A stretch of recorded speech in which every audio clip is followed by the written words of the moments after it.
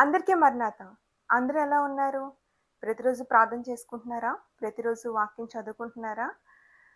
ఈరోజు దేవుడు నీతో మాట్లాడబోతున్న మాటొచ్చి, నీ కన్నీళ్లు దేవుడు తుడవబోతున్నాడు. ఆమేన్. నమ్మినట్లయితే ఈ మెసేజ్ చివరి వరకు చూసి, తర్వాత కామెంట్‌లో ఆమేన్ అని కామెంట్ చేయండి. అవునండి. ఈరోజు ఈ మాట వింటున్న సమయంలో నువ్వు ఏ విషయం గురించి ఒంటరిగా కూర్చొని ఏడుస్తున్నావో, నిన్నెవరు పట్టించుకోవట్లేదని, నీ పరిస్థితిని బట్టి, నీ స్థితిని బట్టి, నీ జీవితంలో ఏ లోటుండి నువ్వు కన్నీరు కారుస్తున్నావో, ఈరోజు దేవాదేవుడు నీతోటే మాట్లాడుతున్నాడు. బైబిల్ గ్రంథంలో హాగరు అరణ్యంలో ఒంటరిగా కూర్చొని బాధపడుతుంది. మనుషులెవరని పట్టించుకోలే. మనుషులెవరు ఆమెను చూడలేదు. కానీ ఆమె కార్చిన కన్నీరు, ఆమె ఒంటరితనము దేవుడు చూసాడు. చూసి దేవుడు విడిచిపెట్టలేదు. అక్కడ ప్రత్యక్షమయ్యి దేవుడు మాట్లాడాడు. ఆమె కన్నీటిని దేవుడు తుడిచాడు. ఆమె ఏం చెయ్యాలో మాట్లాడి దేవుడు ఆమెని ధైర్యపరిచాడు. ఈరోజు ఈ మాట ఉంటే నీ జీవితంలో కూడా నువ్వు ఎందుకు కన్నీరు కారుస్తున్నావో నాకు తెలీదు.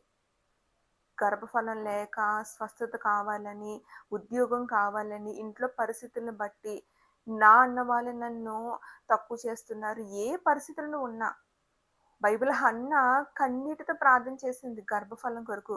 ఆమె కన్నీటిని దేవుడు చూచాడు. చక్కటి సమయాన్ని దేవుడిచ్చాడు. మరణకరమైన రోగంతో హిజ్కియా ప్రార్థన చేశాడు. కన్నీటి ప్రార్థన. ఆయన కన్నీళ్లు దేవుడు చూచి 15 సంవత్సరాల ఆయుష్నిచ్చాడు. ఇలా బైబిల్ గ్రంథంలో అనేక మంది కన్నీళ్లు దేవుడు చూచాడు. వాళ్ళ కన్నీరు దేవుడు తుడిచాడు. వాళ్ళ కన్నీళ్ళకి దేవుడు ప్రతిఫలనిచ్చాడు.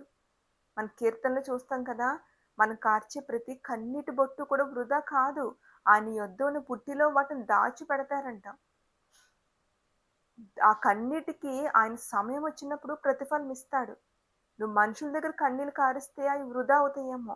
కానీ దేవుని సన్నిధిలో ఆయన ఎదురు నువ్వు కన్నీళ్లు కారుస్తే అది నీ పరిస్థితా, నీకు స్వస్థత, గర్భఫలమా, వివాహమా, ఉద్యోగమా, నువ్వు ఏ విషయం కొరకున్న కన్నీళ్లు కారుస్తూ ఈరోజు ప్రార్థన చేస్తున్నావో, నీ కన్నీటి ప్రార్థన దేవునికి వినబడింది.